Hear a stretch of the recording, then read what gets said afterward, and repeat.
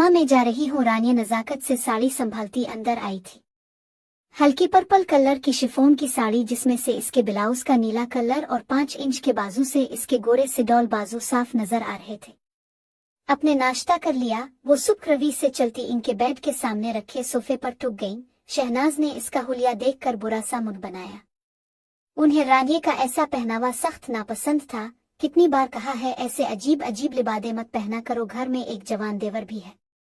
और शहनाज ने नरम से लहजे में टोका था। बहरहाल वो नागवारी जाहिर कर नहीं सकती थी, मगर रानिया ने सर झटक कर इनकी बात काटी क्योंकि उनसे लड़ना वो भी अफोर्ड नहीं कर सकती थी। देवर से याद आया, अम्मा खिजर को जगा दिया था अपने, इसकी मीटिंग थी आज। रानिया ने इनकी बात को गोल करके माथे पर हाथ मारा था। नहीं, शायद अभी भी सो रहा है। शहनाज ने इसकी बात को गोल करना महसूस करके नागवारी से कहा, मैं जगाती हूँ उसको। वो अपनी साड़ी का प्लो अपनी कमर के गिर्द लपेट कर उठी। तुम खिजर के कमरे में मत जाओ, तुम अपने प्रोडक्शन हाउस जाओ, कहीं कैद ना हो जाए।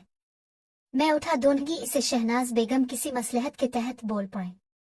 मुंह फेरे खड़ी रानिया का चेहरा सपाट हुआ था और आंखों में नागवारी की झलक थी, मगर जबरन लबों पर मुस्कान सजाकर मुड़ी। जी अम्मा, वैसे भी प्रोड्यूसर होना आसान तो है नहीं, बहुत थक जाती हूँ, जबकि साथ घर की जिम्मेदारी भी हो। इसने किस कदर जिताते लहजे में कहा था और प्लो झटकती बाहर निकल गई।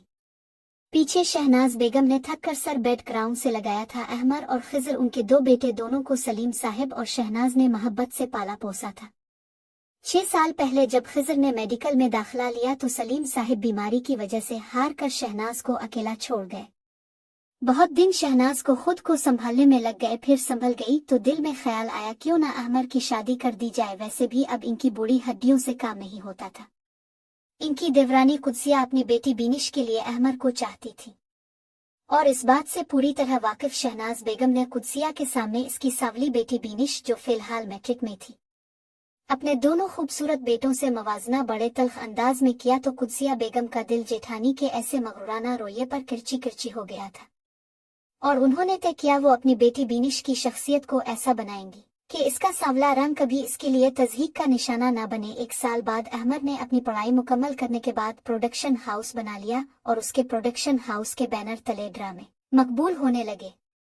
शहनाज बेगम की गर्दन में मजीद सरिये फुट हो गया था और वो शद्दुमत से अहमद की हम पल्ला लड़की तलाश करने लगे, मगर अहमद को रानिया भाग गई थी। रानिया मादर पिदर आजाद एक छोटी मोटी मॉडल थी और अहमद की मुलाकात इससे ड्रामे की शूटिंग के दौरान हुई थी, जिसमें वो एक सीन के लिए ली गई थी।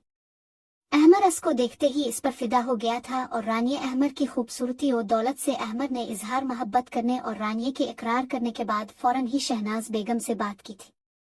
शहनाज बेगम तो पहले ही अहमद के शोबिस दुनिया से जलने पर थोड़ी नाला रहती थी। ये सुनकर तो इनका जो डर था कि अहमद को कोई बेहिया ड्रामों में काम करने वाली नाफंसाले सच साबित हुआ था। उन्होंने मनाने की कोशिश भी की, मगर अहमद अपनी बात पर डट गया था। रानिया का जादू सर चढ़कर बोलता तो अहमद रूठ कर 2 दिन घर न आता। बिलाखिर शहनाज बेगम को हथियार डालने पड़े और उन्होंने रानिया के लिए हामी भर दी। रानिया इनकी सोच के बरक्स एक अच्छी बहू साबित हुई थी। इसने शहनाज बेगम के सारे खदशात मिटा दिए था, मगर रानिया के पहनावे पर इनको एतराज था क्योंकि खिजर की मौजूदगी में ऐसे लिबास मुनासिब नहीं लगते थे।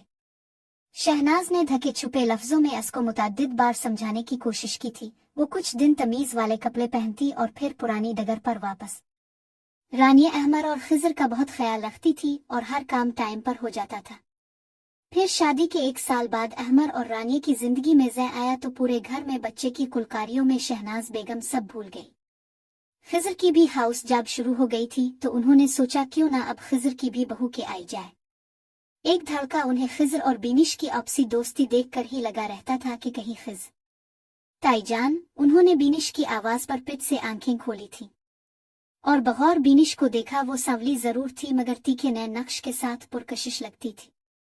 दराज कद, मुतनासिब सरापा और शलवार कमीज के साथ दुपट्टा चाहे सर पर नहीं मगर शानों पर गिराने के बजाय सलीके से पहना होता, जिससे इसकी रनाइयां छप जाए। MBA करने जा रही थी।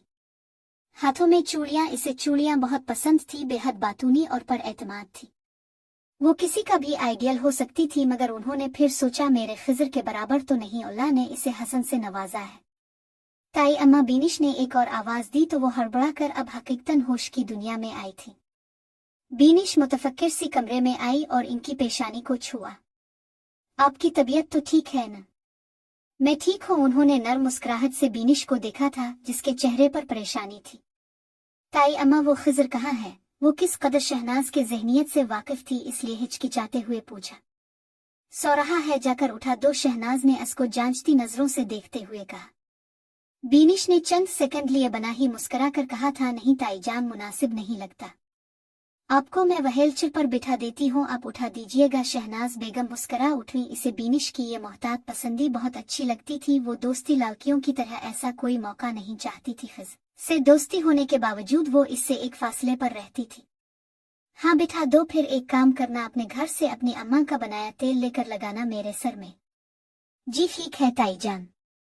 व्हीलचेयर पर बिठाकर उसके जाने के बाद वो फिर ख्यालों में खो गई। एक दिन यूं ही खिजर के लिए लड़की देखकर आते हुए इनकी कार का एक एक्सीडेंट हुआ। अहमर मौके पर ही जाँ बहक हो गया और इनकी दोनों टांगें ज़ाय हो गईं।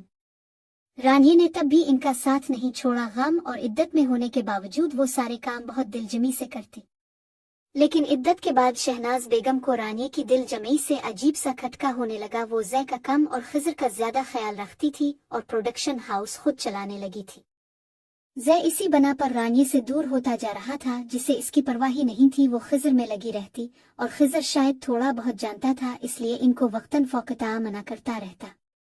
दूसरी तरफ शहनाज भी व्हीलचेयर पर होने की वजह से खिजर के काम और दूसरी ज़रूरतें पूरी करने से कासिर थी, जिससे मजबूरना खिजर को उन पर ही कनाअत करना पड़ता। 5 साल का होते ही रानिया ने ज़ै को शहनाज बेगम की काफ़ी मुखालफत के बावजूद बोर्डिंग में भेज दिया, और शहनाज जो पहले मोहतात रहती थी अब तो ज्यादा शद्दूमत से खिजर के लिए इसकी दुल्हन ढूंढने लगी। एक बार खिजर की दुल्हन आ जाती तो रानिया और उसके इरादों को लगाम मिल जाती। बेलगाम तो वो अब भी शहनाज की वजह से हो नहीं पाती थी, मगर कब तक रानिया को तो मौका चाहिए होता था, और शहनाज बेगम वो मौका नहीं देना चाहती थी। इसलिए उन्होंने पहले बीनिश के लिए अपनी देवरानी से बात की, मगर उन्हें अपनी बेटी के लिए वो तल्ख लफ्ज़ अब भी याद थे, जिसकी वजह से उन्होंने नरमी से इनकार कर दिया था। देखिए भाभी, मेरी बेटी आपके खूबसूरत बेटे के लिए मुनासिब नहीं। तुम तंज कर रही हो। नहीं भाभी, मैं मवाजना कर रही हूँ, और ये सच्चाई भी है कि खिजर का हसन मेरी बेटी को सारी जिंदगी एहसास कमतरी में मुब्तला रखेगा। लोगों में उठना बैठना होगा तो सबकी बमगोइयाँ, और खिजर का हसन एक तरह से फितना भी है। इनकी आवाज सुनकर शहनाज के सर पर छत आ गई थी। तो तुम्हें भी शक है? मुझे शक नहीं, यकीन है भाभी, और शायद अब भी इसलिए ही मुझसे बीनिश का रिश्ता मांगने आई है। महज आपकी मजबूरी, वरना आपने तो अहमर के लिए मेरी बीनिश को रद्द कर दिया था, तो खिजर के लिए कैसे मान सकती है? लेकिन मैं ये जरूर कहूंगी कि खिजर के लिए लड़की ढूंढने में मैं आपकी मदद जरूर करूंगी, मगर बीनिश नहीं, मैंने इसकी शख्सियत को संवारना है और उसका रंग रूप इसकी आने वाली जिंदगी में रुकावट ना हो। शहनाज बेगम ने हुनकारा भरा था और उनकी देवरानी ने इनका हाथ नरमी से थामा था। फजर मत कीजिएगा भाभी, मैं हूँ आपके साथ। बीनिश आपकी बहू बने ना बने, एक बेटी जरूर है, और तब से बीनिश इनका अपनी बेटियों की तरह ख्याल रखती थी। खिजर रात गए घर आया था और कंपटी मसलते हुए पहले शहनाज बेगम के कमरे का रुख किया, मगर कमरे में मिलगजा अंधेरा इनके सो चिकने की गवाही दे रहा था। आज शायद तबीयत खराब होगी, इसलिए जल्दी सो गई। खिजर ने खुद कलामी की थी और एहतियात से इनके कमरे का दरवाजा बंद करता सोफे पर अपना अवराल रखकर बावर्ची खाने की जानिब बढ़ा। फरीद से अपने लिए सालन निकाल कर जैसे ही वो मुड़ा, इसने अपने पीछे बावर्ची खाने के दरवाजे में रानिया को खड़े पाया था, और ऐसे हिली में खिजर ने जल्दी से नजरें चराई, लेकिन रानिया को जैसे परवाह ही नहीं थी। मसनूई को घूरती इसी जानिब आई और उसके हाथ से बाउल लिया था। खिजर ने कोई मुजाहमत नहीं की और वापस फरीद से पानी की बोतल निकालकर बर्तनों के स्टैंड से ग्लास उठा लिया और दानिस्ता बेनियाज बना घूंट घूंट पानी पीने लगा। तुम आज लेट आए, रानिया ने बात की इब्तिदा की थी। जी वो मैं फौजान के साथ चला गया था, इसने और उसकी वाइफ ने दावत दी थी। खिजर ने बोतल वापस रखने के बजाय टेबल पर रख दी और वहीं रखी कुर्सी पर बैठकर खाना गर्म होने का इंतजार करने लगा। खिजर जी वो टेबल पर नजरें जमाए जमाए दानिस्ता इसकी जानिब देखने से एहतुजज बरत रहा था, और उसका ये ग्रेज रानिया भी महसूस कर रही थी, और इसलिए दिल महसूस कर उसको पुकार बैठी थी कि एक बार तो वो इसकी हशर सामानियों पर अपनी नजर करम करे। बंदा बशर है, एक बार तो बहक जाए, फरिफ्ता हो जाए। और खिजर नजर उठाने से गुरेजन था कि बंदा बशर था, कहीं बहक न जाए। खिज़र रानिया के ऐसे रोये पर तजब्जुब का शिकार था, लेकिन खिलकर बात करने से भी हिचकिचाता था, इसलिए फी और हाल दानिस्ता और बादल नहवासिता चुप था। मगर रानिया की ऐसी हरकतों पर खाइफ होने के बावजूद इसका जहन कबूल नहीं कर पा रहा था कि इसकी भाभी, जिसने इसके बड़े भाई से मोहब्बत की शादी की थी, वो इसके लिए। वो अपनी सोच को मलामत करता खुद को ये कहकर तसल्ली देता कि पहले भी तो भाभी ऐसी ही ड्रेसिंग करती थी और ऐसा ही ख्याल रखती थी। मगर फिर भी वो ज़हनी और कल्बी कश्मकश में मुब्तला था कि रानिया ने इसके सामने टेबल पर खाना रखा। खिज़र ने जरा की जरा नजर उठाकर इसे देखा था। रानिया के लबों पर दिलफरेब मुस्कुराहट थी। थैंक यू भाभी, अब आप जाकर रेस्ट कीजिए, खिज़र ने खाने की तरफ हाथ बढ़ाता हुए सरसरी सा कहा था। रानिया की मसकराहट सिमटी, मगर मैं हूं, तुम्हें किसी और चीज की जरूरत हुई तो मैं वो खुद ले लूंगा भाभी। खिज़र ने नरमी से इसकी बात कत की थी, वैसे भी मैं अपने कमरे में जाकर खा रहा हूं। ठीक है हम्मम। खिज़र ने ट्रे उठाई थी और किचन से निकल गया। पीछे वो सोचने लगी, ऐसा किया हो जो खिज़र उसकी जानिब मुतवज्जे हो जाए, मगर ये उसको खिज़र के गुरेज और शहनाज बेगम की मौजूदगी की वजह से नामुमकिन लग रहा था।